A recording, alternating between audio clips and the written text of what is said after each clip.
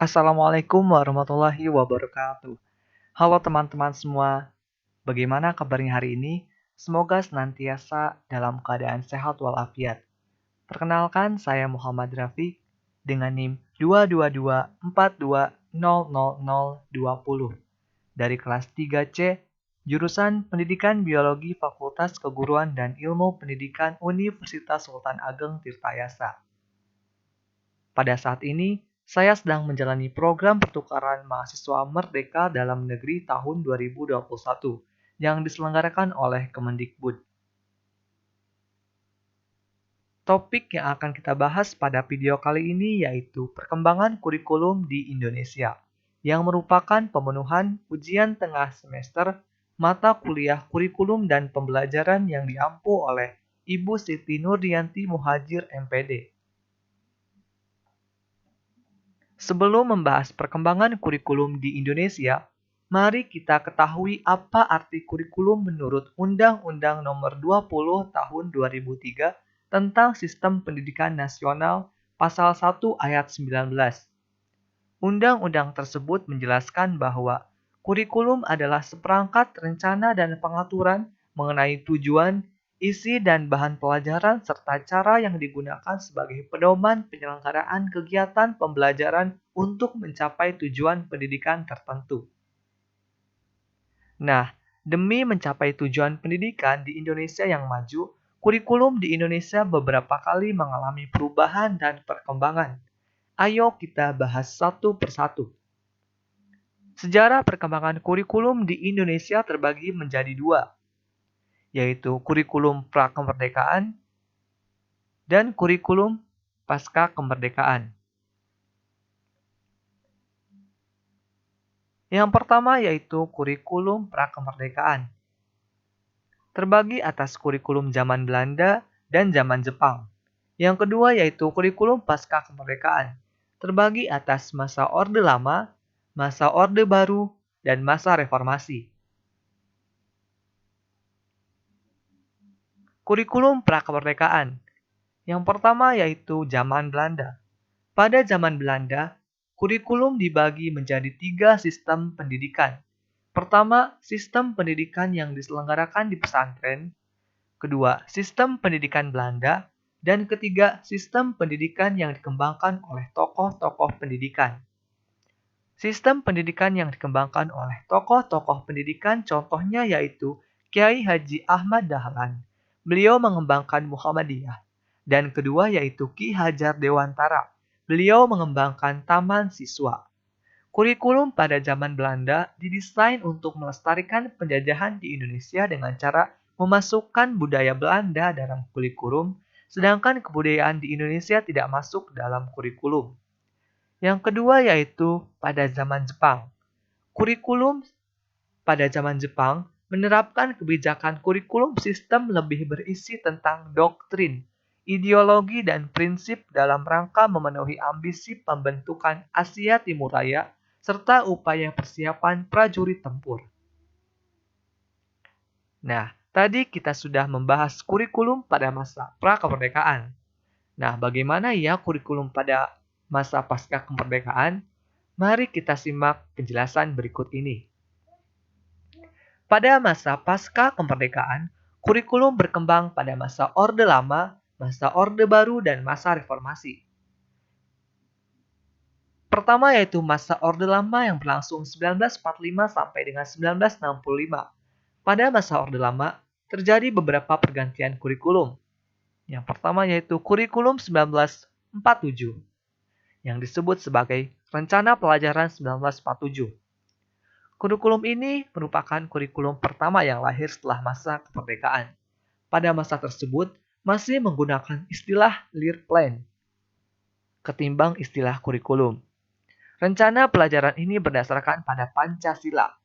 Rencana pelajaran 1947 ini baru digunakan di sekolah-sekolah pada tahun 1950, yang mana dalam rencana pelajaran ini memuat 2 hal pokok, yaitu daftar mata pelajaran dan jam pengajarannya, serta garis-garis besar pengajaran. Selain itu, rencana pelajaran ini belum difokuskan pada ranah kognitif namun ditujukan untuk pendidikan watak dan perilaku. sehingga materinya pun meliputi kesadaran bernegara dan bermasyarakat. Materi juga dihubungkan dengan kegiatan sehari-hari, serta memberikan perhatian terhadap kesenian dan pendidikan jasmani. Yang kedua yaitu kurikulum 1952 yang disebut sebagai Rencana Pelajaran Terurai 1952. Rencana Pelajaran 1947 kemudian disempurnakan menjadi Rencana Pelajaran Terurai 1952. Pada fase ini, pendidikan sudah mulai menata tujuannya. Fokus rencana pelajarannya tidak hanya pada pendidikan watak dan perilaku saja, aspek kognitif pun sudah mulai diperhatikan. Selain itu, pengembangannya juga sudah mulai meluas atau pada saat itu disebut dengan pengembangan pancawardana yang mana mencakup daya cipta, karsa, rasa, karya, dan moral. Mata pelajaran pun sudah diklasifikasikan dalam 5 kelompok bidang studi, yaitu moral, kecerdasan, emosional atau artistik, keprigelan atau keterampilan, dan jasmania. Yang ketiga yaitu kurikulum 1964 yang disebut sebagai Rencana Pendidikan 1964. Kurikulum di Indonesia pada tahun 1964 mengalami penyempurnaan kembali. Konsep pembelajaran aktif, kreatif, dan produktif menjadi isu-isu yang dikembangkan pada Rencana Pendidikan 1964. Konsep tersebut mewajibkan setiap sekolah membimbing anak agar mampu memikirkan sendiri pemecahan masalah atau problem solving terhadap berbagai masalah yang ada. Dengan demikian, dapat dipahami bahwa konsep kurikulum pada era ini lebih bersifat bagaimana peserta didik bersikap aktif, kreatif, dan produktif menemukan solusi terhadap berbagai masalah yang berkembang dan yang ada di masyarakat. Beralih pada kurikulum masa Orde Baru yang berlangsung 1966 sampai 1998. Pada masa Orde Baru, juga terjadi beberapa pergantian kurikulum dan kurikulum ini berorientasi pencapaian tujuan. Yang pertama yaitu kurikulum 1968. Kurikulum 1968 merupakan pembaharuan dari kurikulum sebelumnya, yaitu dilakukannya perubahan struktur kurikulum pendidikan dari Pancawardana menjadi pembinaan jiwa Pancasila, pengetahuan dasar, dan kecakapan khusus. Kurikulum 1968 merupakan perwujudan dari perubahan orientasi pada pelaksanaan Undang-Undang Dasar 1945 secara murni dan konsekuen. Dari segi tujuan pendidikan, kurikulum 1968 bertujuan bahwa pendidikan ditekankan pada upaya untuk membentuk manusia Pancasila sejati, kuat, dan sehat jasmani, mempertinggi kecerdasan dan keterampilan jasmani, moral, budi pekerti, dan keyakinan beragama. Isi pendidikan diarahkan pada kegiatan mempertinggi kecerdasan dan keterampilan, serta mengembangkan fisik yang sehat dan kuat. Kedua yaitu kurikulum 1975. Kurikulum 1975 menekankan pada tujuan agar pendidikan lebih efisien dan efektif. Yang melatar belakangi adalah pengaruh konsep di bidang manajemen, yaitu MBO, Management by Objective, yang terkenal saat itu. Materi, metode, dan tujuan pengajaran dirinci dalam prosedur pengembangan sistem instruksional atau PPSI. Zaman ini dikenal istilah satuan pelajaran, yaitu rencana pelajaran setiap satuan bahasan. Setiap satuan pelajaran dirinci lagi menjadi petunjuk umum, tujuan instruksional khusus, materi pelajaran, alat pelajaran, kegiatan belajar mengajar, dan evaluasi. Kurikulum 1975 banyak dikritik. Guru dibikin sibuk menulis rincian apa yang akan dicapai dari setiap kegiatan pelajaran. Yang ketiga yaitu kurikulum 1984, yang disebut sebagai kurikulum 1975 yang disempurnakan. Kurikulum 1984 mengusung proses skill approach, meski mengutamakan pendekatan proses, tapi faktor tujuan tetap penting. Posisi siswa ditempatkan sebagai subjek belajar, dari mengamati sesuatu, mengelompokkan, mendiskusikan, hingga melaporkan. Model ini disebut cara belajar siswa aktif atau student active learning. Konsep CBSA yang elok secara teoritis dan bagus hasilnya di sekolah-sekolah yang diuji cobakan mengalami banyak deviasi dan reduksi saat diterapkan secara nasional. Sayangnya, banyak sekolah yang kurang mampu menafsirkan CBSA. Yang terlihat adalah suasana gaduh di ruang kelas lantaran siswa berdiskusi, Di sana sini ada tempelan gambar dan yang menyolok guru tak lagi mengajar model berceramah. Akhirnya penolakan CBSA bermunculan. Yang keempat yaitu kurikulum 1994 yang disebut sebagai Separate Subject Curriculum. Kurikulum 1994 dibuat sebagai penyempurnaan kurikulum 1984 dan dilaksanakan sesuai dengan Undang-Undang Nomor 2 Tahun 1989 tentang Sistem Pendidikan Nasional. Hal ini berdampak pada sistem pembagian waktu pelajaran, yaitu dengan mengubah dari sistem semester ke sistem catur bulan.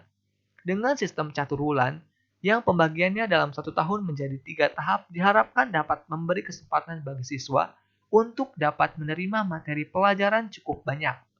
Tujuan pengajaran menekankan pada pemahaman konsep dan keterampilan menyelesaikan soal dan pemecahan masalah. Yang terakhir yaitu masa reformasi yang berlangsung tahun 1999 sampai dengan sekarang. Pada masa ini juga terjadi beberapa perubahan kurikulum. Yang pertama yaitu kurikulum 2004 yang sering disebut sebagai kurikulum berbasis kompetensi. Kurikulum 2004 ini lebih dikenal sebagai kurikulum berbasis kompetensi. Pendidikan berbasis kompetensi menitikberatkan pada pengembangan kemampuan untuk melakukan tugas-tugas tertentu sesuai dengan standar performance yang telah ditetapkan. Hal ini mengandung arti bahwa pendidikan mengacu pada upaya penyiapan individu yang mampu melakukan perangkat kompetensi yang telah ditentukan. Implikasinya adalah perlu dikembangkan suatu kurikulum berbasis kompetensi sebagai pedoman pembelajaran. Kurikulum berbasis kompetensi berorientasi pada hasil dan dampak yang diharapkan muncul pada diri sendiri melalui serangkaian pengalaman belajar yang bermakna. Kedua, keberagaman yang dapat dimanifestasikan sesuai dengan kebutuhannya. Tujuan yang ingin dicapai menekankan pada ketercapaian kompetensi siswa baik secara individual maupun klasikal.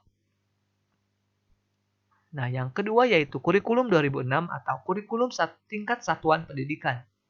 Kurikulum 2006 ini lebih dikenal dengan KTSP. Awal 2006 diuji coba KBK dihentikan, muncullah KTSP. Tinjauan dari segi isi dan proses pencapaian target kompetensi pelajaran oleh siswa hingga teknis evaluasi tidaklah banyak perbedaan dengan kurikulum sebelumnya yaitu 2004. Perbedaan yang paling menonjol adalah guru lebih diberikan kebebasan untuk merencanakan pembelajaran sesuai dengan lingkungan dan kondisi siswa serta kondisi sekolah berada. Hal ini disebabkan kerangka dasar, standar kompetensi lulusan, standar kompetensi dan kompetensi dasar setiap mata pelajaran untuk setiap satuan pendidikan telah ditetapkan oleh Departemen Pendidikan Nasional. Jadi pengembangan perangkat pembelajaran seperti silabus dan sistem penilaian merupakan kewenangan satuan pendidikan atau sekolah di bawah koordinasi dan supervisi pemerintah kabupaten atau kota. Yang ketiga, yaitu kurikulum 2013 yang dipakai sekarang. Kurikulum 2013 berbasis kompetensi yang memfokuskan pada pemerolehan kompetensi-kompetensi tertentu oleh peserta didik.